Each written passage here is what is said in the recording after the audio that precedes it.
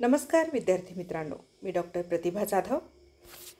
FYBA या वर्गासाठी मन में है विश्वास हे आत्मचरित्र अभ्यासायला आहे. विश्वास नांगरे पाटील हे या आत्मचरित्राचे लेखक आहेत. या आत्मचरित्रातील आपण 9वा भाग बघणार आहोत. MPSCचं घोडा मैदान. MPSCच्या मुख्य परीक्षेचं घोडा मैदान 1.5 महिन्यावर होतं व 45 दिवसात अभ्यास संपवणं म्हणजे रात्र थोडी सोंगफार अशी स्थिती होती. मुख्य परीक्षेचा फॉर्म भरायचा होता. UPSCसाठी मराठी साहित्याची तयारी केली होती. मात्र MPSCला मराठी वैकल्पिक विषय ठेवू नये असा सर्वांचा सल्ला होता. गुण चांगले मिळत नाहीत. UPSC आणि MPSCच्या प्रश्नपत्रिका पॅटर्नमध्ये खूप अंतर आहे. अभ्यासक्रम आटपत नाही अशा अनेक वावड्या कॅम्पसमध्ये होत्या. माझ्या मनामध्ये गोंधळ निर्माण झाला. अभ्यासाचं नेमकं सूत्र ठरवता येत नव्हतं. धडसोड वृत्तीनं वेळ वाया जात होता. IASCत UPSCची मुख्य परीक्षा देणारी मंडळी खचाखच भरली होती. तिथे राज्यसेवेची तयारी करणंही मानसिकदृष्ट्या खच्चीकरण करणारं होतं. मुंबईतील राज्यसेवेची तयारी करणारी मंडळी फोर्टच्या पेटिट लायब्ररीत अभ्यास करायची. मी पेटिट लायब्ररीत सेटल झालो. 3ऱ्या मजल्यावर प्रशस्त अभ्यासिका होती. इथे MBA चार्टर्ड अकाउंटंटपासून ते नेट GRE गेट अशा सगळ्या उच्चभ्रू परीक्षाची तयारी करणारे उमेदवार अभ्यास करायचे. झाडून सगळी वर्तमानपत्र मासिकं इथे फुकटात वाचायला मिळायची.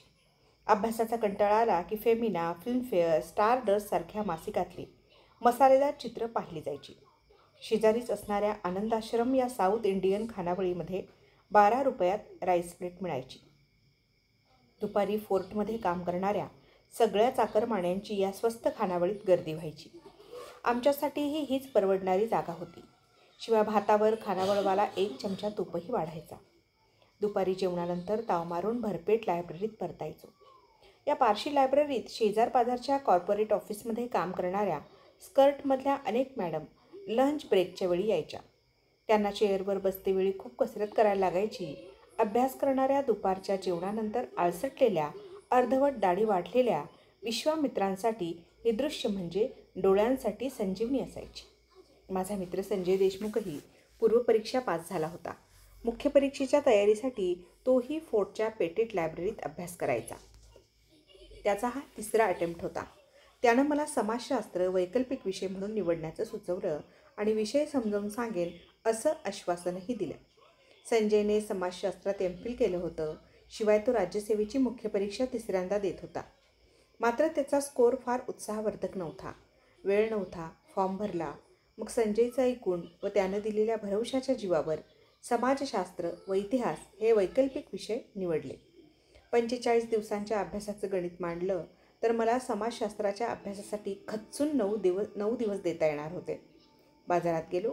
समाजशास्त्रावरचं आकाराने सगळ्यात छोटं 175 पानांचं जनरल स्वरूपाचं मुख्य परीक्षेचं मार्गदर्शन करणारं पुस्तक निवडलं आणि अभ्यासाला सुरुवात केली. संजयला 2 तास विषय समजावून सांगायची विनंती केली. तो समाजशास्त्राचे 3 ठोकळे घेऊन माझ्या रूमवर आला. त्याला वेगवेगळ्या समाजशास्त्रज्ञांनी लिहिलेल्या समाजशास्त्रीय संकल्पनेच्या 300च्या वर व्याख्या तोंडपाठ होत्या. विषयाची मांडणी तो सूत्रबद्ध पण अत्यंत अवघड शब्दात करत होता. मला त्याचं शिकवणं तर समजलं नाही. मात्र माझा तणाव प्रचंड वाढला. मी समाजशास्त्र निवडून गळ्यात धोंडा बांधून परीक्षेच्या नदीत उडी मारली आहे. हा धोंडा मला बुडवणार अशी भीती वाटू लागली.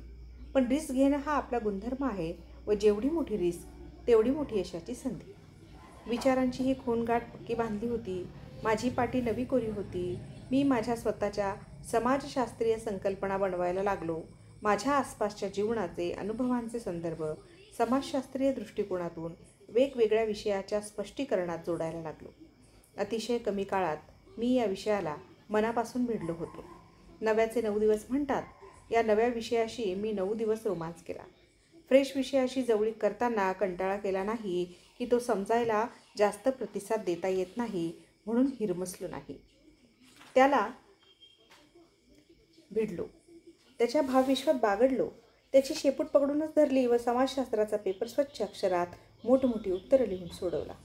ज्यावेळी निकाल लागला त्यावेळी माझ्यासह माझ्या सर्व मित्रांना आश्चर्याचा धक्का बसला होता.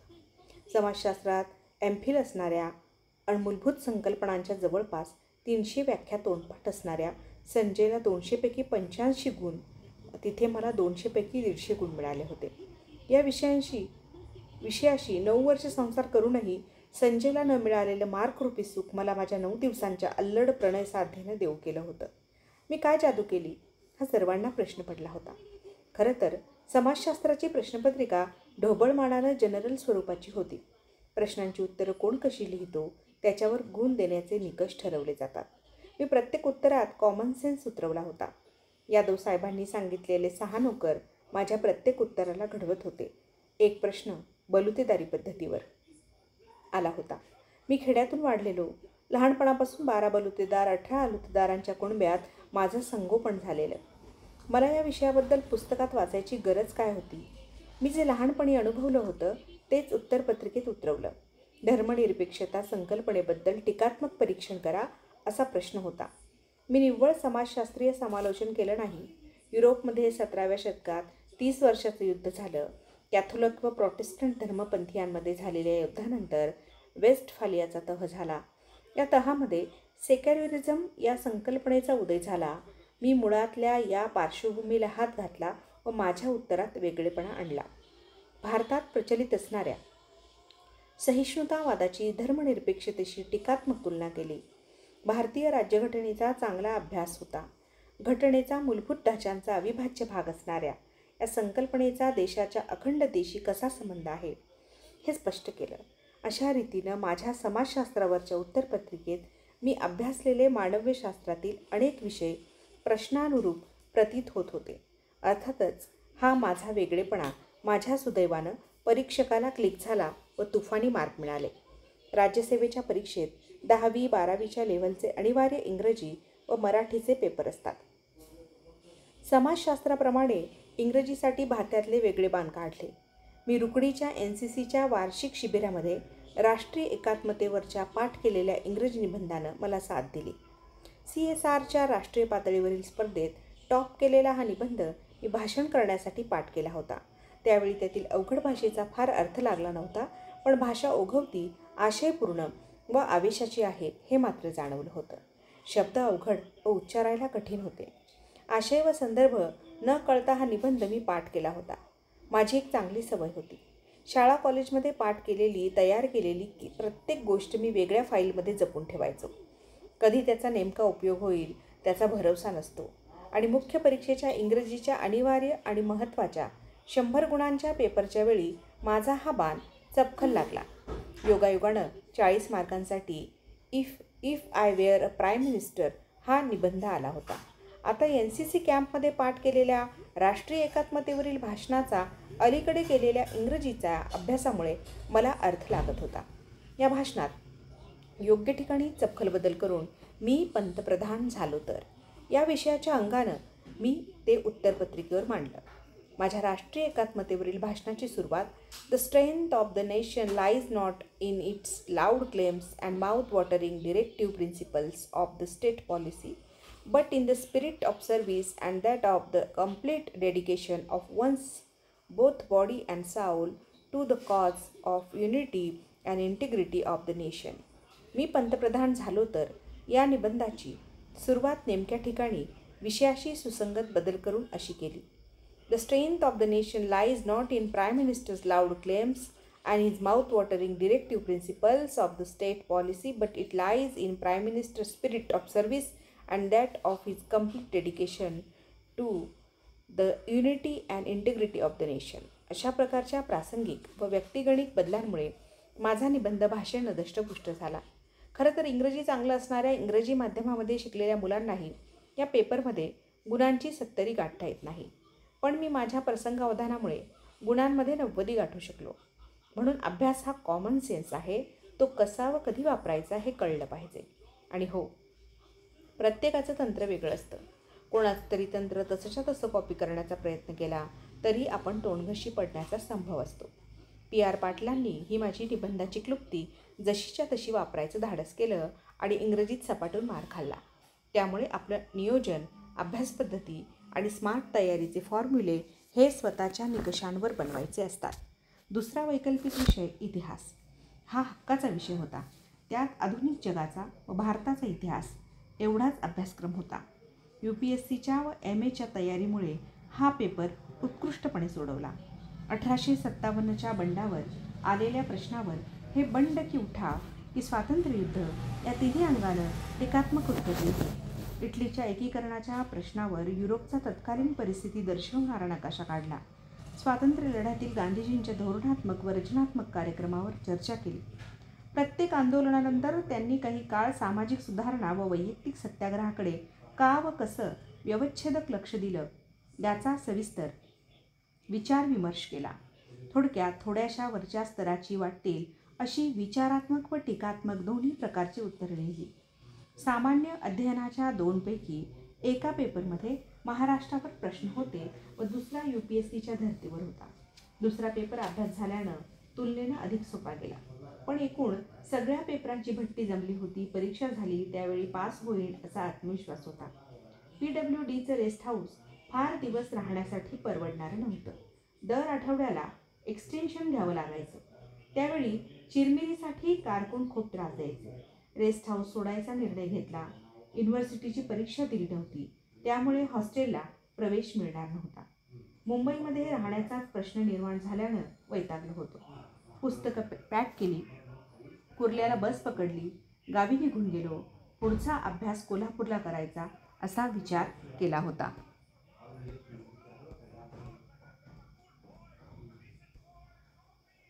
गावाकडे विधानसभेच्या निवडणुकीची धामधूम सुरू होती. यावेळी जर अयशस्वी झालो तर राजकारणात उतरायचं असे काहीबाही नवे प्लॅन डोक्यात येत होते. कोल्हापूरला धाकटा भाऊ BAच्या शेवटच्या वर्षाला होता. त्याच्या रूमवर जाऊन बाळविस्तारा मांडला. त्याच्याकडे सेकंड हँड बुलेट होती, ती घेतली व शिवाजी विद्यापीठाच्या खर्डेकर लायब्ररीत अभ्यासाला जायला पुन्हा सुरुवात केली. वासरात लंगडी गाय शहाणी तशी माझी अवस्था झाली. इथे सगळा खेड्यातल्या पहिलवानांचा गोतावळा. फौजदार व्हायचे म्हणून गुडघ्याला बाशिक बांधून आलेले सवंगडी भेटले. त्यांच्यात मी SIC रिटर्न प्लस राज्यसेवेची मुख्य परीक्षा दिलेली जरासा उजवा उमेदवार. त्यामुळे माझा भाव वधारला. अनेक जण माझ्याकडे मार्गदर्शनासाठी येत. मुंबईतून परततो असल्यानं माझं राहणीमान हे उंचावलं होतं. जीन्स T-शर्ट बरोबर स्टाईलही बदलली. त्यामुळे ग्रामीण भागातून आलेल्या पोस्ट ग्रॅज्युएशन करणाऱ्या विद्यापीठाच्या लेडीज हॉस्टेलमधील मुलींच्या ओळखी वाढल्या, मैत्रीही झाली. अर्थातच त्याचा अभ्यासावर विपरीत परिणाम होऊ लागला. कॅन्टीनमध्ये मित्रमैत्रिणींसोबत फालतू गप्पांमध्ये वेळ जाऊ लागला. खारगे सरांची त्यावेळी नुकतीच IASमध्ये अव्वल रँकने निवड झाली होती. मी त्यांना अभिवादन करायला फोन केला तेव्हा मला त्यांनी त्यांच्या घरी इचलकरंजीला बोलावून घेतलं. माझ्या अभ्यासाबद्दल, सध्याच्या तयारीबद्दल त्यांनी विचारणा केली. माझं ततपप झालं. अत्यंत सौम्य पण शेलक्या शब्दांनी त्यांनी माझे डोळे उघडले. खारगेवहिनींनी शिरा व पोहे आणून दिले, पण सरांच्या कानउघडणीमुळे पोहे गळ्याच्या खाली उतरत नव्हते. विश्वास, तू मुंबईहून पुन्हा कोल्हापूरला आला आहेस. कॉलेजसारख्या मौजमजेत वेळ वाया घालवू नको, नाहीतर तरुणपण, घोडचुका, प्रौढत्व, संघर्ष आणि म्हातारपण पश्चाताप करण्यात निघून जाईल. शहाण्याला शब्दांचा मार पुरे असतो, हे ध्यानी ठेव. या सरांच्या वाक्याची गूंज की गूंज कानात घुमतच राहिली. खारगे सर हे स्पर्धा परीक्षेतल्या संघर्षवीरांसाठी आदर्श आहेत. मला ते प्रभू रामचंद्रांसारखे शांत, स्थितप्रज्ञ आणि संयमी वाटतात. त्यांच्या स्मितहास्यातून आणि अभ्यासपूर्ण शब्दातून त्यांचं प्रगल्भ आणि प्रसन्न व्यक्तिमत्व ठसत जातं. त्यांचे शब्द माझ्यासाठी प्रमाण असायचे. त्यांच्या बोलावण्यामुळे व बोलणी काऊ घेतल्यामुळे माझ्या डोळ्यात अंजन पडलं. एकदा कानउघडणी केल्यानंतर मात्र त्यांनी आस्तेवाईकपणे माझी विचारपूस केली व मला मार्गदर्शन केलं. इंग्रजी वर्तमानपत्र कसं वाचायचं हे त्यांनी मला शिकवलं होतं. मायक्रोनोट्स कशा तयार ठेवायच्या व परीक्षेअगोदर ऐनवेळी त्यांची कशी उजळणी करायची यांची क्लुप्तीही त्यांच्याकडूनच मिळाली होती. त्यामुळे मी अनेक विषयांवर एका कागदावर ॲट ग्लान्स तयार ठेवायला शिकलो होतो. शिवाय शुद्धलेखन व हस्ताक्षरावर लक्ष द्यायचा त्यांचा नेहमी आग्रह असे. राज्यसेवेच्या मुख्य परीक्षेचा निकाल लागला. मी उत्तीर्ण झालो होतो. माझा अत्यानंद गगनात मावत नव्हता. हे यश मिळाल्यानं अतिउत्साहानं मी सर्वांना फोन केले. जणू काही मी उपजिल्हाधिकारी झालोच आहे असं वातावरण तयार होऊ घातलं होतं. 21 वर्षांचं कोवळं वय व इतक्या कमी वयात हा साहेब होणार ही बातमी पंचक्रोशीत वाऱ्यासारखी पसरली. मुलाखतीचा अंतिम आणि महत्त्वाचा टप्पा राहिला होता.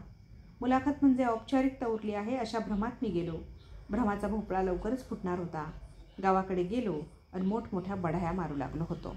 कोल्हापूरला जाऊन मुलाखतीची तयारी सुरू केली. स्वतःचा बायोडेटा, जिल्ह्याची माहिती, इतिहासाची पार्श्वभूमी, वेगवेगळ्या प्रेफरन्सनुसार दिलेल्या पदांचे अधिकार व कार्यकक्षा, खास करून महाराष्ट्राच्या अनुषंगाने चालू घडामोडी असा चार्ट समोर ठेवला. सेवेतील आणि सेवानिवृत्त झालेल्या अधिकाऱ्यांना भेटून त्यांच्याकडून टिप्स घेऊ लागलो. मात्र इकडे तिकडे अंधाधुंदपणे हात मारून पदरी काही पडत नव्हतं. मुंबईला जायचा निर्णय घेतला. पुन्हा SIAC शेजारच्या PWD रेस्ट हाऊसवर उतरलो.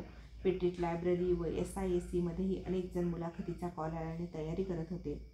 मॉक इंटरव्ह्यू द्यायला लागलो. पण पॅनलवर बसलेले जुने जाणकार माझ्या अननुभवी आणि जुजबी उत्तर देण्याच्या शैलीवर तुटून पडू लागले.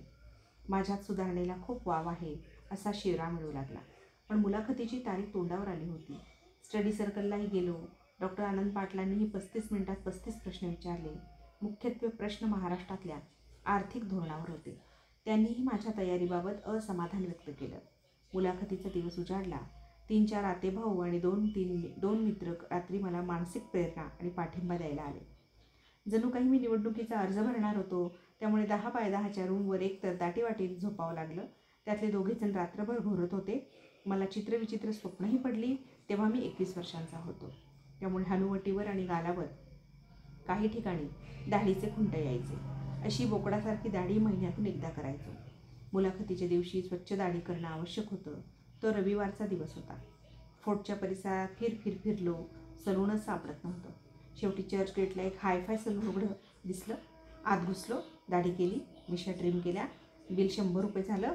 बिल बघून माझे डोळे विस्फारले. हे तर माझ्या आठवड्याच्या मेसच्या बिला एवढं होतं. सलूनवाल्याशी वादावादी केली. गावाकडे लावतात तसा भिंतीवर दर फलक का लावला नाही? तुझ्या दरांबाबत अगोदर का सांगितलं नाही? अशा मुद्द्यांवरून त्याच्याशी भांडलो. एकतर उशीर होत होता. मूडची ऐशी तशी झाली. सलूनवाल्यांनी इतर गिऱ्हाईक माझ्याकडे पाहतायत म्हणून जास्त वाद घातला नाही. कहाँ से चले आते हे म्हणून 10 रुपये कमी केले. खिशात फक्त 100 रुपयाची नोट होती. मी तेही घेतले, कारण मला आता टॅक्सीनं पुन्हा CSTला जावं लागणार होतं. नवा सफेद शर्ट व ग्रे पॅन्ट घालून MPSCच्या इमारतीत पोहोचलो. यापूर्वी रिसेप्शन काउंटरच्या आत डोकावून पाहायचा प्रयत्न करायचो. आत जाणाऱ्या लाकडी पार्टिशनजवळ एक उंचापुरा शिपाई होता. उभा असायचा. आम्ही जास्त वेळ तिथे रेंगाळलो तर तो डोळे वटारायचा. आज मात्र हॉल तिकीट दाखवलं. त्यावेळी त्यानं अदबीनं त्या जादुई दरवाजातून आत जाऊ दिलं. मोठमोठ्या फाईलच्या ढिगाऱ्यांनी खचाखच भरलेल्या कॉरिडॉरमधून वेटिंग रूममध्ये पोहोचलो. उशिरा आलो असल्यानं तेथील कारकुनानं नाराजी व्यक्त करून हातात फॉर्म दिले. ते गडबडीने भरून दिले. माझा नंबर आला. माझं नाव पुकारलं. MPSC अध्यक्षांनी माझं स्वागत करून मला बसवलं. मी ज्येष्ठांनी सांगितल्याप्रमाणे मुलाखतीची टिपिकल तयारी करून गेलो होतो. मुलाखतीचा संस्कार करणाऱ्यांनी सांगितल्याप्रमाणे गुड मॉर्निंग सुरुवात करताना आधी महिला सदस्यांना अभिवादन करायचं व नंतर पुरुष सदस्यांना. महिला सदस्य पॅनलवर नसतानाही या अभिवादनाची अधिक प्रॅक्टिस केल्याने good morning madam, good morning सरांनी सुरुवात केली. चूक झाली होती. मला अध्यक्षांनी बसायला सांगितलं. खुर्ची सरकवण्याच्या गडबडीत व सुरुवातीच्या चुकीने गर्भगळीत झाल्यानं मी धडपडत बसतेवेळी पुन्हा चुकून उच्चारलं, थँक्यू मॅडम. हा पामर लिंगभ्रमिष्ट झाला आहे का? या विचारानं सगळे सदस्य एकमेकांकडे निष्किलपणे पाहून हसू लागले. AC रूममध्ये मला घाम फुटला. अशी गोंधळल्यामुळे केलेली चूक त्वरित विसरणं महत्त्वाचं असतं. पण मी तिच्यातच अडकलो की काय? मला पुढे स्पष्ट व तार्किक बोलणं जमेना. त्यांनी माझी जन्मतारीख पाहिली व एवढ्या लवकर मुलाखतीपर्यंत पोहोचल्याबद्दल कौतुक केलं. मी UPSCची तयारी करीत आहे असं आवश्यकता नसताना पॅनलला सांगायची चूक केली. रोजगार हमी योजनेवरच्या प्रश्नांवर मी समाधानकारक उत्तर देऊ शकलो नाही. अतिउत्साहानं काही चुकीचे संदर्भ उत्तरांना जोडू लागलो. 10 ते 12 मिनिटात माझी मुलाखत संपली. बाहेर आलो. मरीन ड्राईव्हवर उसासे टाकत उन्हामध्ये एक लांबलचक फेरफटका मारला. हा मरीन ड्राईव्हचा फेरफटका काही औरच आहे. ज्यावेळी तणाव वाढायचा त्यावेळी इथे आलो की तो निवळायचा. समुद्रावरून येणारी हवेची झुळूक मनावरचे निराशेचे पापुद्रे दूर करायची. अस्वच्छ असल्या तरी उसळणाऱ्या लाटा हिंदोळ देत जशा इथल्या बोल्डरवर धडकायच्या तशा सगळ्या असुरक्षितता निर्माण करणाऱ्या मनावरच्या टांगत्या तलवारी गळून पडायच्या. सायंकाळचा सूर्यास्त तर सगळ्या अडगळींचा निचरा करून घेऊन जायचा. भविष्य अस्थिर वाटायला लागलं की मी इथल्या कठड्यावर बसून क्षितिजावरच्या सूर्याकडे पाहत अश्रूंना वाट करून द्यायचो. कात टाकल्याप्रमाणे अख्खं शरीर आणि मन निथळून जायचं. व सोबत आशेची व मनाच्या होकाराची पालवी घेऊन रूमवर परतायचो. माझी मनोवस्था 12वी नंतरच्या अपयशाने खचलेल्या भावड्यासारखी झाली होती. पण मनाची समजूत घालून गावी परतलो. गावी आणि घरी जल्लोष होता. भावड्या आता साहेब होऊन परतणारच ही खात्री सर्वांना होती. मी एस टी स्टँडवर उतरलो. गावगुंडापासून गाव पुढाऱ्यापर्यंत सगळे स्वागतासाठी थांबले होते. मटकेवाला जाफरची जीप माझ्या स्वागतासाठी व मला घरी सोडण्यासाठी तयार ठेवली होती. मी उतरताच फटाक्यांची माळ लावली गेली. फटाक्यांचे आवाज माझं मन सुन्न करत होते. गुलाल उधळला गेला. हार तुरे घालण्यात आले. मी कोणतीही प्रतिक्रिया व्यक्त केली नाही. लढाई जिंकायच्या अगोदरच यशाचं तोरण बांधत जात होतं. घरी आरतीच्या ताटानं ओवाळून आईनं स्वागत केलं. तिचा पदस्पर्श करत तिला वस्तुस्थिती सांगण्याचा प्रयत्न केला. या लढाईत विश्वासचं पाणीपत होऊ शकतं हे तिला समजणं कठीण होतं.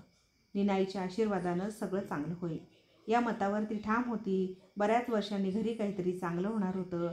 अडगळीत पडलेल्या आबांच्या घरात पुन्हा माणसांची गर्दी होणार होती. तात्यांना ते चांगले दिवस दिसू लागले होते. निवडणुकीच्या सक्रिय राजकारणातून त्यांच्या हट्टीपणामुळे ते बाजूला फेकले गेले होते. यशाच्या गुलाल खोबऱ्यानं त्यांची 15 वर्षापूर्वी साथ सोडली होती. मला सर्वांचा निरुत्साह करायचा नव्हता. अपयशी झालो तर होणारा अपेक्षाभंग अख्ख्या घराला अंधारात घेऊन जाणार होता. दुसऱ्या दिवशी सकाळी धोतर लुंगी लावलेली गावकुसावरची माणसं घरी येऊन बसली. कोणी पोराला पोलीस करायचं आहे तर कुणाच्या बांधावरून मारामारी झाली होती.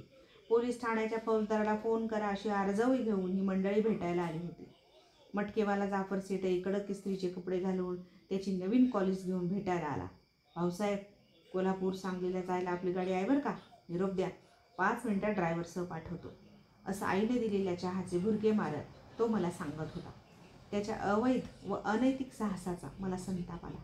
अशा आमिषापासून केवळ दूर राहण्यासाठी नव्हे तर असामाजिक प्रवृत्तीचा बिमोड करण्यासाठी मला शासकीय सेवेत जायचं होतं. माझं डोकं गरगरायला लागलं. हा मानसिक गुंता सुटत नव्हता. मी मोठ्याने ओरडलो, मी अजून साहेब झालो नाही आणि शेठ लक्षात ठेवा, जर साहेब झालो तर तुमच्या धंद्याची गय करणार नाही. चहाचा अर्धा कप तसाच ठेवत जाफर सेठनं काढता पाय घेतला. भास्कर भाऊ व पक्या सुताराला घेऊन गोळोबाच्या टेकडीवर गेलो. मुलाखत चांगली झाली नसल्याचं त्यांना सांगितलं. भास्कर भाऊंनी त्याच्या अवघडलेल्या इंग्रजीत माझी समजूत घालण्याचा प्रयत्न केला. खरं तर भास्कर भाऊ हे मोहम्मद तुघलकासारखे हरहुन्नरी, काळाच्या पुढे चालणारं, वेडी स्वप्न पाहणारं स्वच्छंदी व्यक्तिमत्व. त्यांच्याकडे गावात सर्वप्रथम बाजारात येऊ घातलेल्या नवनव्या वस्तू यायच्या आणि हौस भेटली की अर्ध्या किमतीवर गायबही व्हायच्या. ते रंगात आले की तबला बडवायचे, भसाडा आवाजामध्ये गायचे. आम्हाला खोटी खोटी वाहवाही करावी लागायची. गावातली पहिली treadmill, computer, cable TV, tabla, helmet त्यांच्याच घरी. पहिल्यांदा राजदूत मोटरसायकलवरून हेल्मेट घालून ते जेव्हा उतरायचे तेव्हा ते चांद्रयानातून उतरलेल्या अंतरिक्ष वीरासारखे दिसायचे. जेमतेम 5 फूट उंच हनुवटीचे भास्कर भाऊ हे कमालीचे हुशार, पण तितकेच जिद्दी व अडेलदट्टू होते. भावकीचे करेल त्याच्या 100% विरोधी करणं हा त्यांचा स्वभाव धर्म. गावात स्टडी सर्कल काढण्यातही त्यांचाच पुढाकार. मग गावात बरी इमेज असणारा मला सोबत घेतलं व त्यांनी त्यांच्या अभ्यासासाठी लागणारी व UPSCच्या तयारीची सर्व पुस्तकं स्टडी सर्कलला मिळालेल्या देणगीतून खरेदी केली. इंग्रजी हा माझा जन्मसिद्ध हक्क आहे आणि या फिरंगी भाषेवर मी प्रभुत्व मिळवणारच ही भीष्म प्रतिज्ञा त्यांनी केली होती. त्यामुळे जातील तिथं, जमेल तिथं, कोणाला समजो ना समजो ते इंग्रजीच बोलायचे. ते गावात दिसले की लोक सैरावैरा धावायला लागायचे. एकदा लंगोट लावलेले त्यांचे पिता श्री बापू बैलगाडी चालवत होते व गाडीत रचलेल्या गवताच्या गंजीवर भास्कर भाऊ to be or not to be, that is my question ची प्रॅक्टिस करत होते. त्यांच्या अंगात शेक्सपियर एवढा संचारला की भाऊंना भाणावर आणायला बापूंना शेलक्या शिव्या देत चापकाचे 2 फटके उडवावे लागले. त्यांनी UPSCसाठी सायकोलॉजी निवडला होता. त्यापासून तर ते अधिक आक्रमक झाले होते. प्रत्येकाच्या स्वभावधर्माचं विश्लेषण करायचं व त्यातून मग त्यांच्या मनोचिकित्सा सुरू व्हायच्या. त्यांची आईही त्यात अपवाद राहिली नाही. तिच्यावरही त्यांनी मानसशास्त्राचे प्रयोग करायला सुरुवात केली. तीही कमालीची हट्टी. त्यामुळे वडील गेल्यानंतर छोट्या छोट्या कारणावरून माय लेकात खटके उडायला लागले. आईनंही आपल्या 5 लेकींना बोलवून त्यांच्या नावे जमीन करून टाकली. भास्कर भाऊ बिथरले, पण जगातील श्रेष्ठ विचारवंताचा प्रभाव असल्याने त्यांनी मौन व्रत धारण केलं. अभ्यासाला लागले. इंग्रजीतून नेटची त्यावेळी महाकठीण वाटणारी परीक्षा उत्तीर्ण झाले. गरज आणि परिस्थितीला सामोरं जाणं भाग होतं. UPSCची वाट सोडली व तालुक्याच्या ठिकाणी कॉलेजवर मास्तरकी सुरू केली. त्यामुळे भारतीय प्रशासकीय सेवा एका अवलियाला मोकळी. भास्करभाऊंचा माझ्यावर प्रभाव होता. सगळा गाव त्यांना भास्क्या म्हणायचा, पण मी नेहमी आदरानं त्यांना भाऊ किंवा सर म्हणायचो.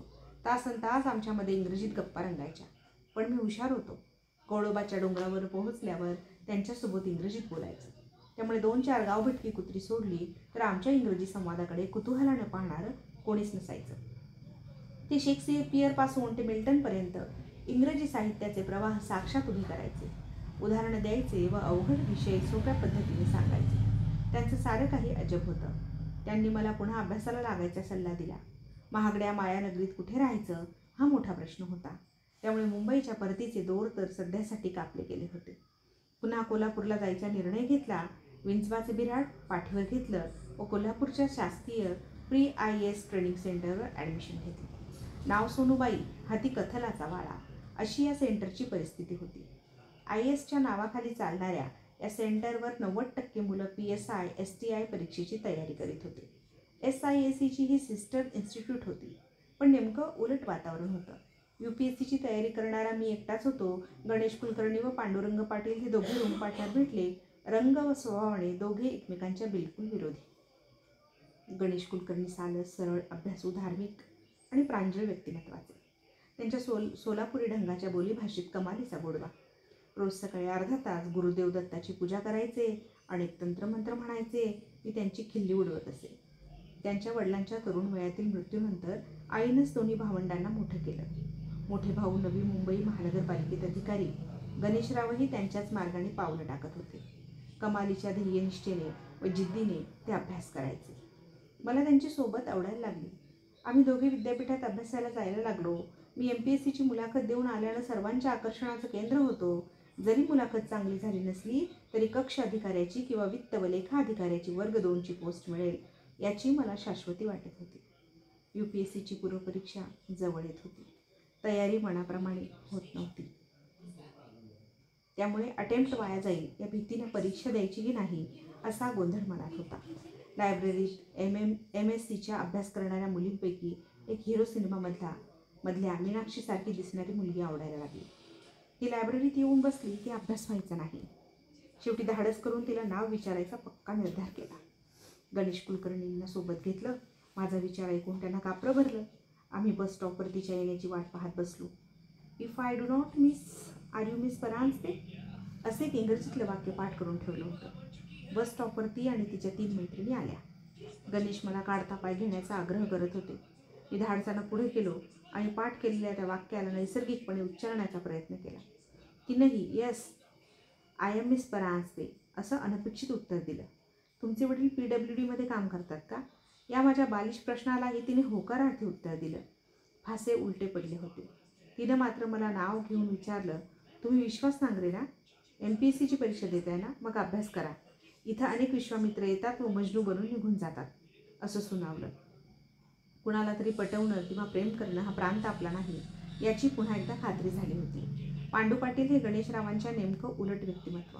विठ्ठलाचा रंग, पिळदार स्नायूंचे शरीर, राकट चेहरा, बेरकी आवाज, मराठी सिनेमातल्या खर्जातल्या खलनायकासारखी दिसणारी व्यक्तिरेखा प्रत्यक्षात मात्र कमालीची हळवी भावनाशील होती. भाऊ पोलीस, त्यामुळे फौजदार होऊनच घरी परतील अशी खुणगाट बांधून हे महाशय कोल्हापूरला आले होते. आई गावाकडून एसटीने डबा पाठवायची. हा पांडुरंग तो सायकलची रपेट मारून घेऊन यायचा. सकाळी अर्धा, रात्री राहिलेला शिळा डब्बा चवीनं खायचा. बजरंगबलीचं नाव घेऊन 100 जोर मारायचा.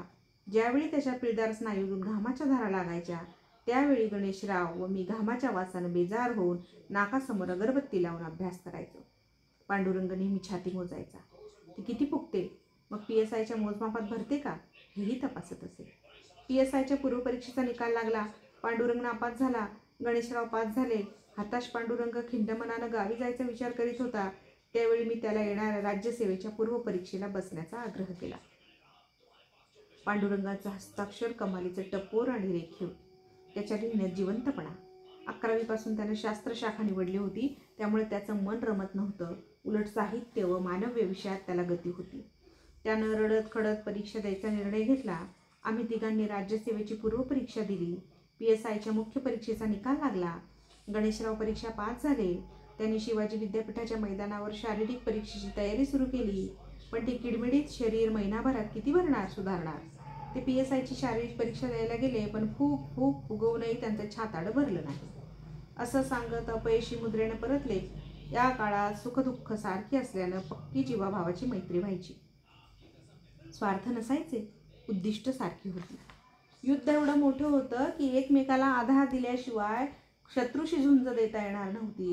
युद्धाच्या काळात कमी रक्त सांडायचं असेल तर शांततेच्या काळात जास्त घाम गाळला पाहिजे असं म्हणतात. रात्री रात्री जागून अभ्यास सुरू होता.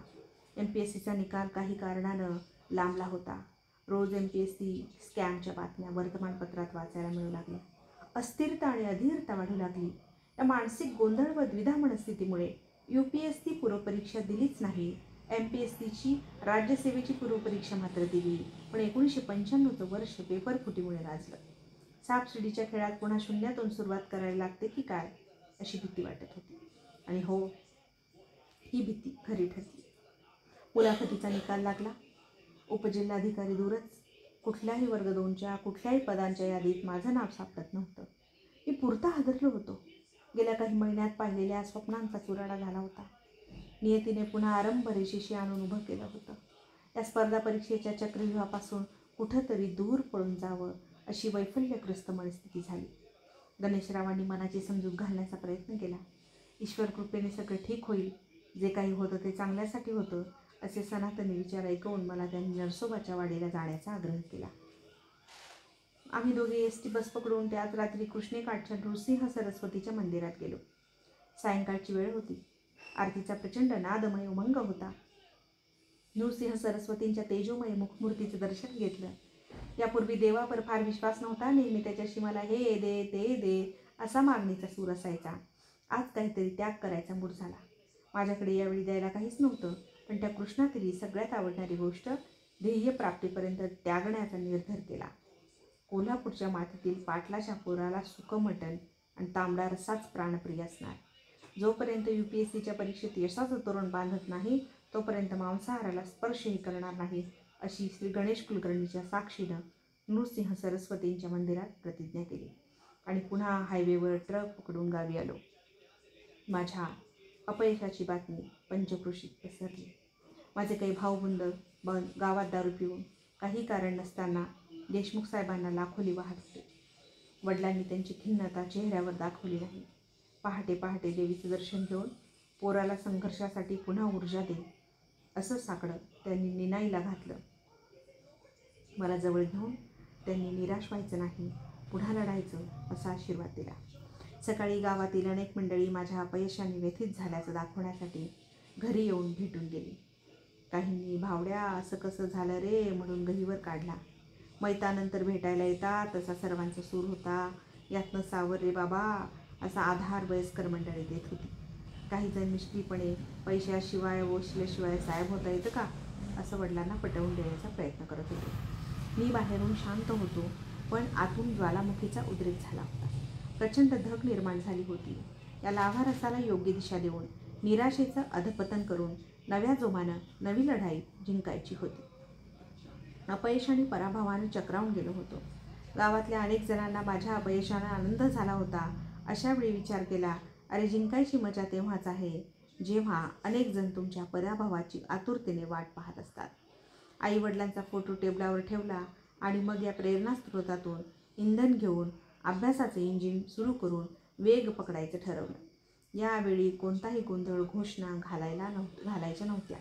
आतापर्यंत स्पर्धा परीक्षेचा अभ्यास करणाऱ्यांच्या स्वयंघोषित आणि जनताघोषित वर्गवारीत वावरत होतो. आता मात्र खूप झालं. आयोग घोषित व 3ऱ्या वर्गवारीत टॉपला जायचं हा निश्चय केला. चटके कितीही बसवत, वेदना आणि अपमान कितीही सहन करायला लागो, आता शेंडी तुटेल किंवा पारंबी. यावेळी खचायचं नाही, थांबायचं नाही, थकायचं नाही. आयुष्य ही शर्यत आहे. जसं रेसमध्ये पळणाऱ्या घोड्याला माहीत नसतं की तो धावतोय, तो का धावतोय. त्याला बसणाऱ्या चापकाच्या फटक्याच्या वेदनाने तो वेग वाढवत असतो. परिस्थितीची चटके आपलाही वेग वाढवत आहे. हा आशावाद निर्माण केला, देव आता आपला रायडर आहे, तो ठरवेल मी शर्यत जिंकायची की नाही. मात्र असेल नसेल तेवढ्या वेगानं धावायचं असा संकल्प केला. यश हे अंतिम नसतं, तसं अपयशही अखेरचं नसतं. तुमचं धैर्य, तुमची इच्छाशक्तीच तुमचा संघर्ष प्रवास ठरवते.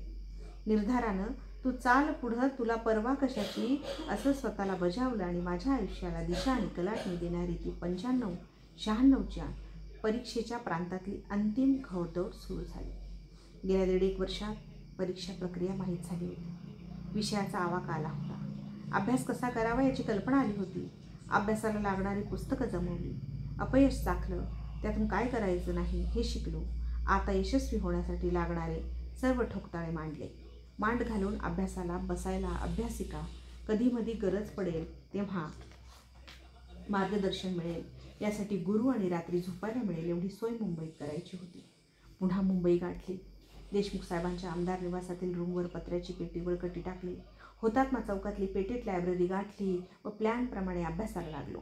हिशोबाची वही ठेवावी तशी अभ्यास आणि वेळेच्या नियोजनाची वही ठेवली. दिवसाचा, आठवड्याचा, महिन्याचा, पुढच्या 6 महिन्यांचा आणि पूर्व व मुख्य परीक्षेच्या अभ्यासाचा तक्ता बनवला. प्रश्नपत्रिका व अभ्यासक्रमाचं व्यवस्थित विश्लेषण केलं. सकाळचे 4, दुपारचे 4, सायंकाळचे 4 असं 12 तासाचं रोजचं मीटर पडलं. असा प्रण केला. सकाळ आणि दुपारचं सूत्र जमायचं. लायब्ररी सायंकाळी 7 वाजता बंद होत असल्याने रात्री अभ्यास कुठे करायचा हा प्रश्न निर्माण व्हायचा. आमदार निवासावर गावाकडच्या कार्यकर्त्यांची वर्दळ असायची. काही जण रात्री दारू पिऊन यायचे, पान खाऊन रूमच्या कोपऱ्यात पिचकाऱ्या मारायचे. बाथरूमची अवस्था अति भयानक व्हायची. ही एकटीच रूम वातानुकूलित होती, कारण तळमजल्यावर कॅन्टीनचा भटारखाना होता. त्यामुळे स्लॅब तापायचा. ज्यावेळी रूमवर कोणी नसायचं त्यावेळी फडफडणाऱ्या एसीच्या आल्हाददायक हवेत अभ्यास व्हायचा. पण ज्यावेळी ढेरपोट्या पुढाऱ्यांच्या गर्दीत झोपायला लागले त्यावेळी कुलाबातल्या वेगवेगळ्या टपरीवर तळलेल्या पदार्थांच्या ढेकळापासून ते नाकातले केस करपवणाऱ्या पादांच्या दुर्गंधीमध्ये जीव गुदमरायचा. शेवटी बाहेरच्या कॉरिडॉरमध्ये चटई टाकून झोपायचा प्रयत्न करायचो. पण अंगाला ओडोमास पासूनही या इमारतीतील गाव पुढाऱ्यांचं रक्त पिऊन गलिलठ्ठ झालेले मच्छर जुमानायचे नाही. झोप चांगली न झाल्याने दुसऱ्या दिवशी अभ्यासावर विपरीत परिणाम व्हायचा. पेटीत लायब्ररीतील टेबलावर डोकं ठेवून अपुरी राहिलेली झोप पुरी करण्याचा प्रयत्न करायचो. पण लायब्ररीच्या शांत वातावरणात झोप एवढी गाढ लागायची की काही मिनिटात घोरू लागायचो. इतरांना त्रास व्हायचा.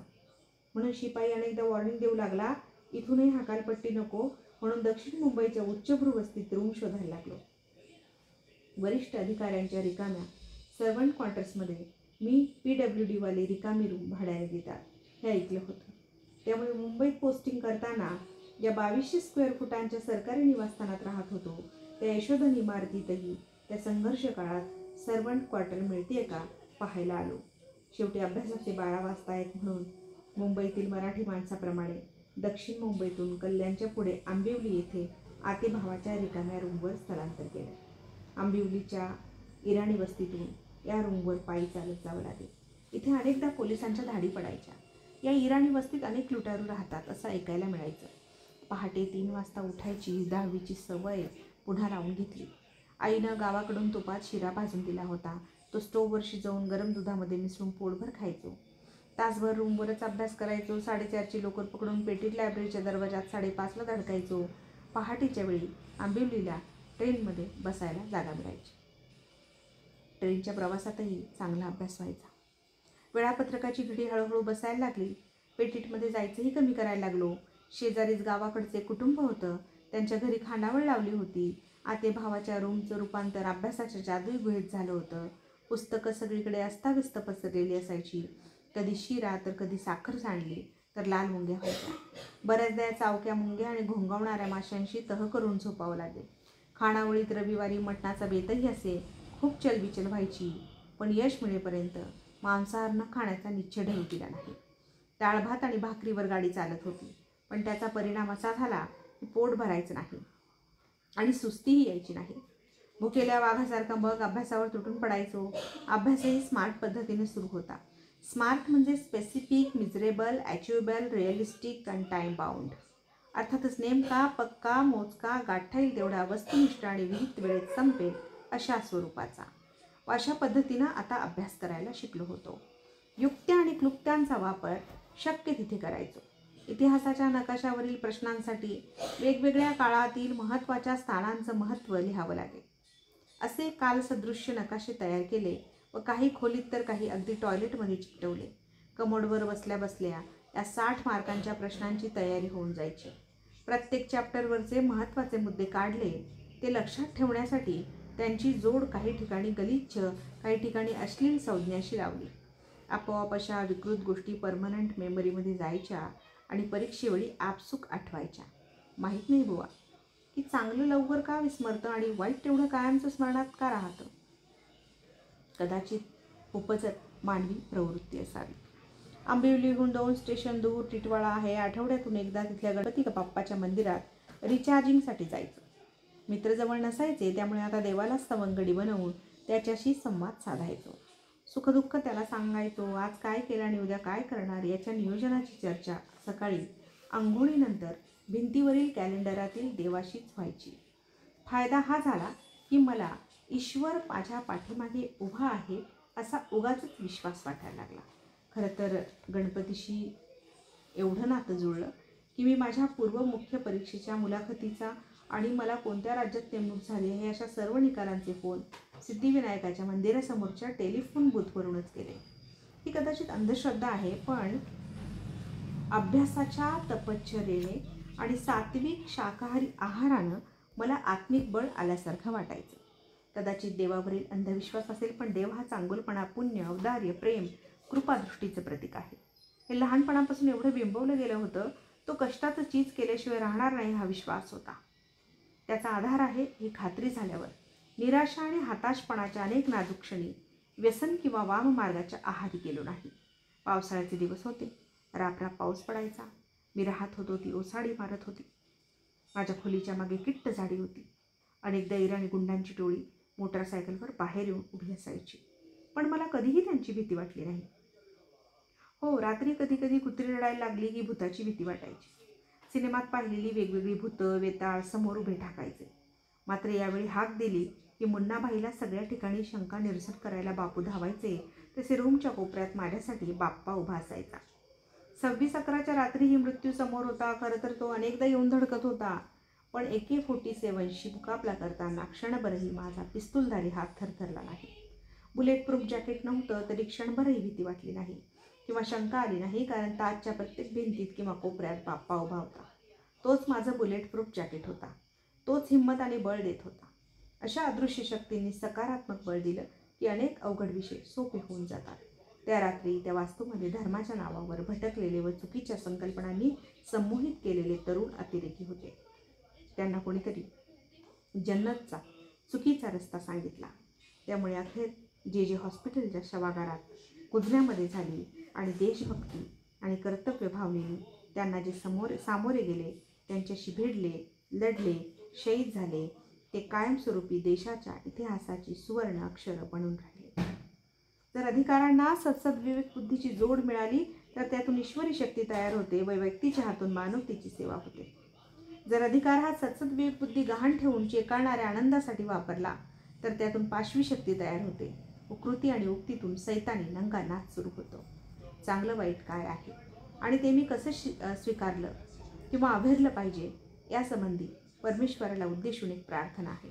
परमेश्वरा, जे मी बदलू शकत नाही ते स्वीकारण्याचं मला धैर्य दे. जे बदलू शकतो ते बदलण्याचं सामर्थ्य दे. जे बदलू शकतो व जे बदलू शकत नाही त्यामधील फरक ओळखण्याचं शहाणपण दे. या प्रार्थनेत आयुष्यातील लढाईचं सार आहे. संघर्ष करताना, लढताना कोणताही थांबा घ्यायचा नाही की कोणताही प्रश्न विचारायचा नाही. हा निश्चय करून लढाई करत रोज नवनवे अभ्यास प्रांत काबीज करत चाललो होतो. खरं तर युद्धनीतीचं तंत्रच अभ्यास करताना मी अंगीकारलं होतं. इसवी पूर्व 511 साली सुन झू या चिनी सेनापतीने लिहिलेल्या आर्ट ऑफ वॉर या युद्धशास्त्रावरच्या ग्रंथात युद्धनीतीचं अचूक व नेमकं विश्लेषण केलं आहे. जर तुम्ही स्वतःला व तुमच्या शत्रूला पूर्णपणे ओळखलं असेल तर प्रत्येक युद्धामध्ये तुम्ही विजयश्री खेचून आणाल. जर तुम्ही स्वतःला पूर्ण ओळखलं असेल पण शत्रूबद्दल तुम्हाला माहीत नसेल तर प्रत्येक विजयामागे तुम्हाला पराभवसुद्धा चाखावा लागेल. आणि जर तुम्हाला स्वतःबद्दल आणि शत्रूबद्दलही योग्य ज्ञान नसेल तर प्रत्येक युद्धामध्ये तुम्हाला सपाटून मार खावा लागेल. UPSCच्या परीक्षेलाही आपल्याला आव्हान देणारा शत्रू म्हणून समजलं आणि हे तत्त्व लागू केलं की लढाईचं तंत्र सोपं होऊन जातं.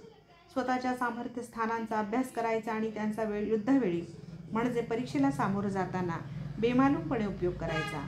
स्वतःची दुर्बल स्थानं ओळखायची व त्यांच्यामुळे परीक्षेवेळी निर्माण होणाऱ्या उणीवा त्रुटी भरून काढायचा प्रयत्न करायचा. समोर असणाऱ्या संधी शोधायच्या. येऊ घातलेली संकट योग्य वेळेला ओळखायची आणि पूर्ण तयारीनिशी परीक्षारूपी लढाईला सामोरं जायचं. शिवाजी महाराजांनी त्यांच्या करिअरचा प्लॅन कसा केला असावा? का त्यांच्या जीवनात चमत्कार वाटेल असं यश त्यांना मिळालं होतं?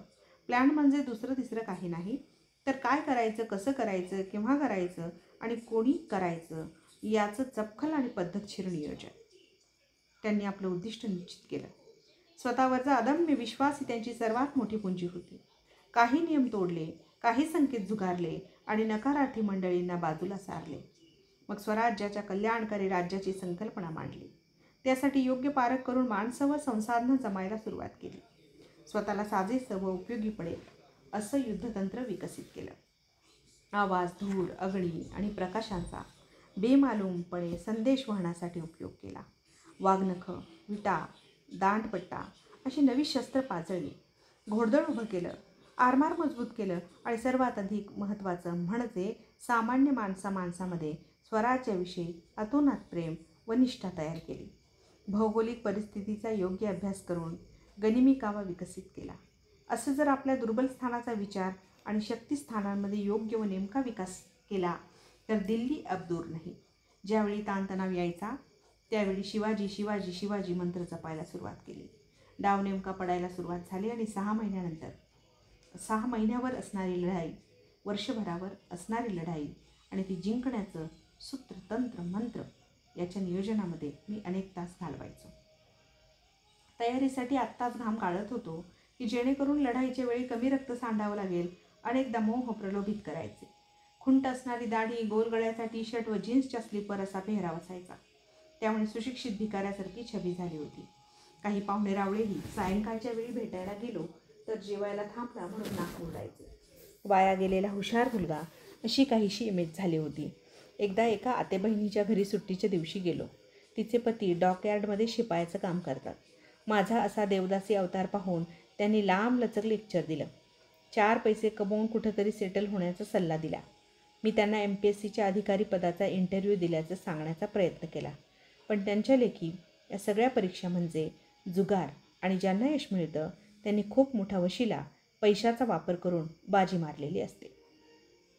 2-5 नशिबाने व कष्टाने निवडले जातात. त्या 2-5त नंबर आणून दाखवीन असं आव्हान देऊन पुन्हा कुठल्या पाहुण्याच्या घरी बोलणी ऐकायची नाही असा निर्णय घेऊन परतलो. रूमवर परतलो की पुन्हा अभ्यास आणि एकटेपणा सोबत असायचा. कधीमधी बाळ्या कदम हा बालपणीचा मित्र भेटायला यायचा. त्या माणसाला मुंबईच्या गर्दीत नोकरी सापडत नव्हती, पण सुखी माणसाचा सदरा मात्र सापडला होता. बोंबलत फिरणं, टुकाऱ्या करणं, देवाला सोडलेल्या वळूसारखं भटकणं असंच त्याचं रोजचं रुटीन असायचं. मला भेटायला आला की आम्ही दोघं बस पकडून सिनेमा पाहायला जायचो. बसच्या गर्दीत उभं राहायलाही जागा नसायची. त्यावेळी बाळ्या लंगडायला लागायचा आणि दिव्यांगांसाठी राखीव असणाऱ्या सीटवर जाऊन बसायचा. कधी कधी मित्राची मोटरसायकल घेऊन यायचा. रस्त्यावर मुद्दाम कोणाच्या तरी गाडीला कट मारून भांडण उकरून काढायचा. समोरच्यानं आवाज मोठा केला की पळ काढायचा. पण समोरचा जर सॉरीची भाषा बोलू लागला की त्याच्यावर चढायचा. त्याला आयुष्याच्या गांभीर्याशी काही देणं घेणं नव्हतं. येणारा दिवस हसत खेळत मजा करत घालवणं हेच त्याचं लक्ष. मुंबईला आल्यावर काही दिवस त्याने एका चपलांच्या शोरूममध्ये काम केलं. दुकान मालकाच्या पोरीवर लाईन पण मारायचा. याच कारणावरून त्याची दुकान मालकाशी मारामारी झाली. या भांडणात मालकानं त्याच्या गालाचा चावा काढला. मालकाच्या पोरीच्या गालाचा ताबा घेतल्याशिवाय तोंडावरचे बँडेज काढणार नाही अशी प्रतिशोधाची शपथ या महाभागानं घेतली होती. त्याला मुंबईतील कानाकोपऱ्यातील छोट्या छोट्या गोष्टी माहीत असायच्या. आम्हाला ओरिजिनल जीन्स स्वस्तात घेऊन देतो म्हणून धारावीच्या झोपडपट्टीतील डुप्लिकेट जीन्सच्या फॅक्टरीत घेऊन गेला आणि आवडेल त्या ब्रँडचं स्टिकर लावून ठिगळाच्या जीन्स आम्ही खरेदी केल्या होत्या. त्याला कुठे स्वस्त, फुकट आणि चमचमीत खायला मिळतं तेही माहीत असायचं. भाऊ तुम्ही गप्प बरोबर चला म्हणून तो मोठ्या हॉलमध्ये होणाऱ्या लग्न, मुंज, बारसं, वाढदिवसाच्या कार्यक्रमाला घेऊन जायचा. चांगलं चुंगलं खायला मिळायचं. एकदा का मंत्र्याच्या मुलाच्या रिसेप्शनमध्ये दोघे घुसलो. मांसाहारी पदार्थाची 100 प्रकारांची मेजवानी तयार होती.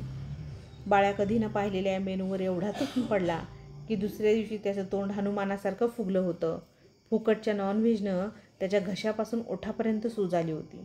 अशा या सर्व अवगुण संपन्न मित्रासोबत आम्ही काही तास मजेत जायचे. पुन्हा ये रे माझ्या मागल्या. MAच्या ऑक्टोबरच्या परीक्षेचा फॉर्म भरला. कारणं 3 होती. जर चांगल्या मार्कांनी पास झालो तर हॉस्टेलला पुन्हा प्रवेश मिळेल. दुसरं म्हणजे पुढे काही हाती लागलं नाही तर निदान MA होऊन मास्तरकी तरी करू.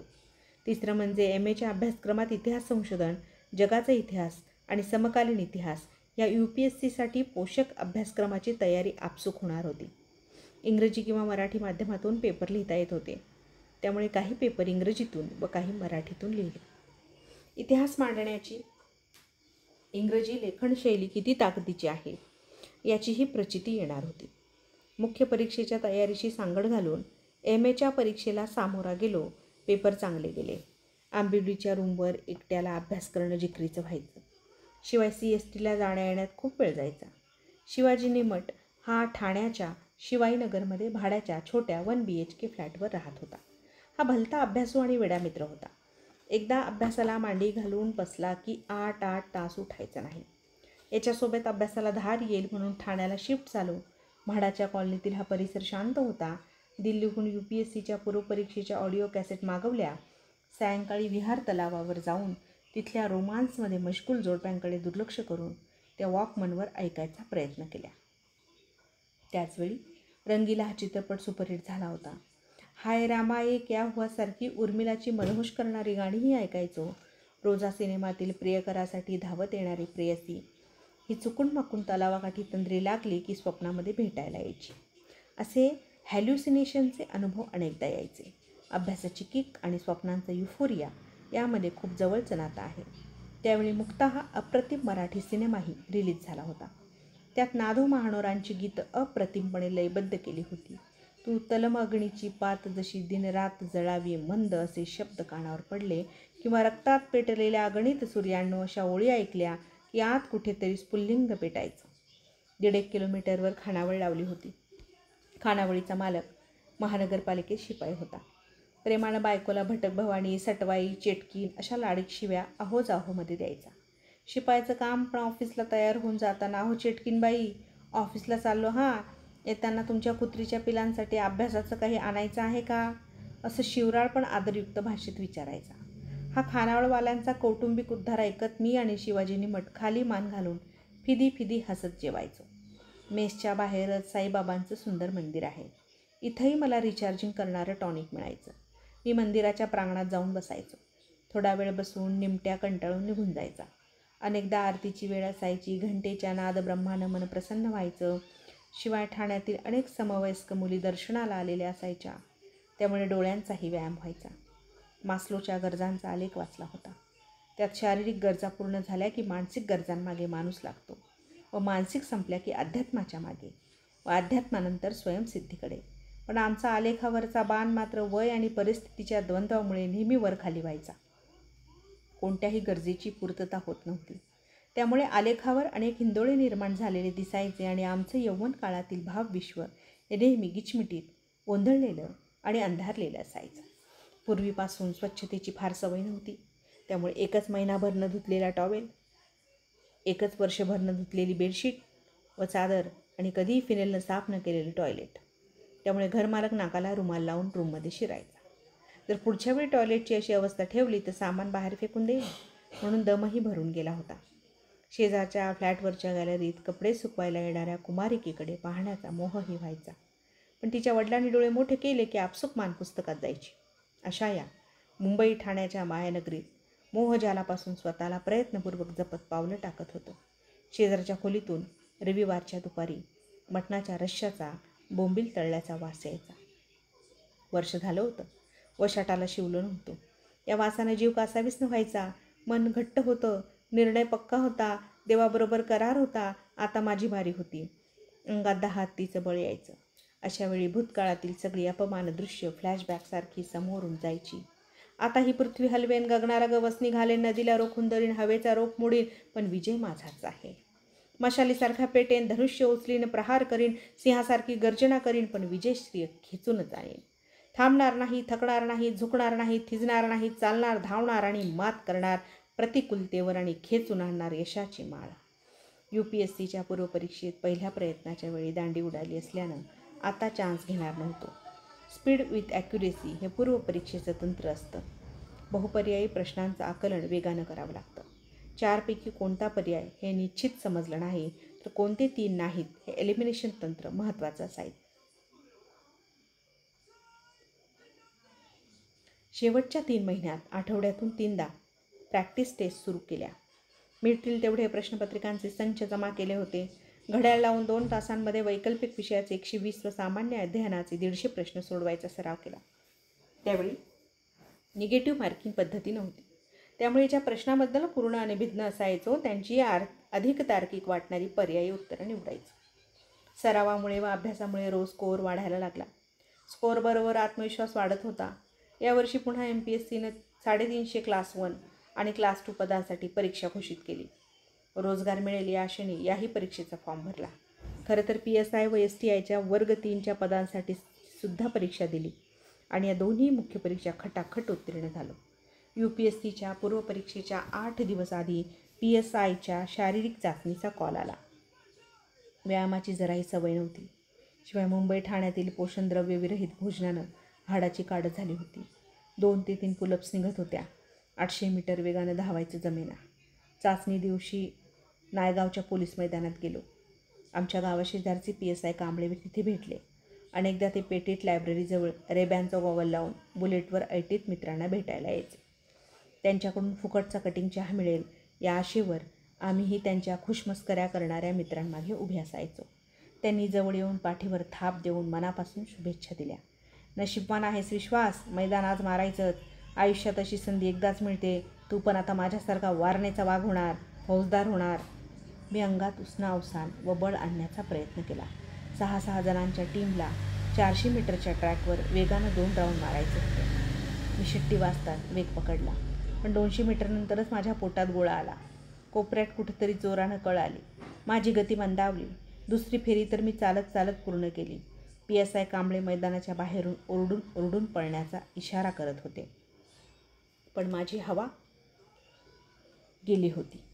मैदानाच्या बाहेर आलो तेव्हा गदागदा हलवून त्यांनी, अशी देवाने दिलेली सुवर्णसंधी सोडणारा तुझ्यासारखा करंटा दुसरा नाही, अशा शब्दांनी हेटाळणी केली.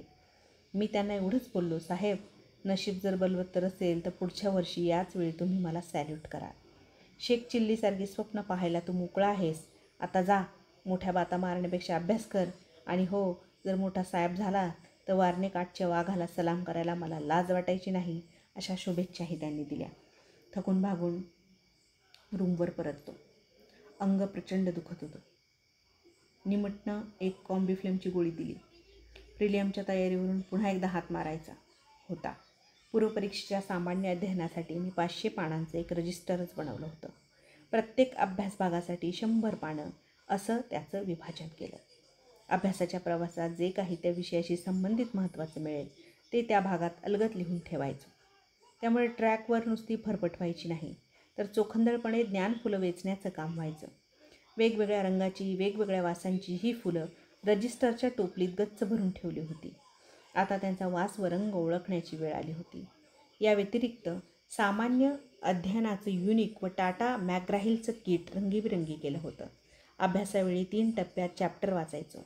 इंग्रजी समजायला अजूनही थोडं जड जायचं. त्यामुळे पहिल्यांदा अख्खा चॅप्टर समजला नाही तरी वाचून काढायचो. फक्त अडखळणाऱ्या शब्दांना अधोरेखित करायचो. त्या शब्दांचे अर्थ डिक्शनरीत बघून त्या शब्दांनाच नंबर देऊन त्याच पानावर कोपऱ्यात लिहून काढायचो. दुसऱ्यांदा वाचताना आकलनावर भर असायचा. मग महत्त्वाच्या वाक्यांना अधोरेखित करायचो. तिसऱ्या रिडिंगच्या वेळी मात्र प्रत्येक परिच्छेदाचा अर्क 1-2 ओळीत माझ्या मायक्रो नोट्समध्ये उतरवायचो. माझ्या नोट्समध्ये पेन्सिल, निळं, काळं, लाल रंगाच्या शाईची मजकुराच्या महत्त्वानुसार उधळण असायची. त्यामुळे वाचताना उजळणीच्या वेळी नेमकं महत्त्वाचं कोणतं आहे ते ठरवणं सोपं व्हायचं. या 3दा केलेल्या अभ्यासामुळे विषय पक्का झालेला असायचा. अभ्यास करताना मुलांना वाचायचा कंटाळा येत नाही, पण लिहायचं म्हटलं की हात जड होतात. माझं वेगळेपण म्हणजे मला लिहायला आवडायचं. त्यामुळे 50 शब्दांपासून 250 शब्दांपर्यंत आणि 60 मार्कांच्या मोठ्या प्रश्नांपासून 200 मार्कांच्या निबंधापर्यंत एक एक विषय कच्च्या पानांवर न पाहता उतरवायचो. त्यामुळे पूर्वबरोबर मुख्य परीक्षेचीही तयारी होत होती. शिवाय हाताखालून नोट्स गेल्या असल्यामुळे उजळणीवेळी सर्व मटेरियल वाचायला अधिक सोपं वाटायचं. विद्यापीठाच्या परीक्षेत उत्तरामध्ये प्रास्ताविकाचा पगडच मोठा असतो. इथं मात्र विषयाला थेट हात घालायचं शिकलो. प्रश्नाला पकडून प्रश्नांची दिशा समजून घेऊन त्याच्या अंगाशी खेटूनच त्याची उकल करून कागदावर मांडू लागलो. विषयाचं विवेचन करताना तुलनांचा आधार घ्यायला लागलो. त्यामुळे विषयांचं प्रतिबिंब कागदावर उमटायला लागलं. शेवटी स्वतःच तार्किक मत मांडायला शिकलो. त्यामुळे विषयाच्या आकलनाबरोबर माझी निर्णय क्षमता वाढली. गुंतागुंतीच्या आणि वादग्रस्त घटनांबद्दल असणारा दृष्टिकोन प्रगल्भ होऊ लागला आणि अधिकारी होण्यासाठी आवश्यक असणाऱ्या भावनिक आणि वैचारिक पातळीचा दर्जा उंचावू लागला. परीक्षकाची मानसिकता कशी असेल याचा अंदाज बांधू लागलो व त्यानुसार कलाकलानं उत्तर लिहिण्याचा सराव करू लागलो.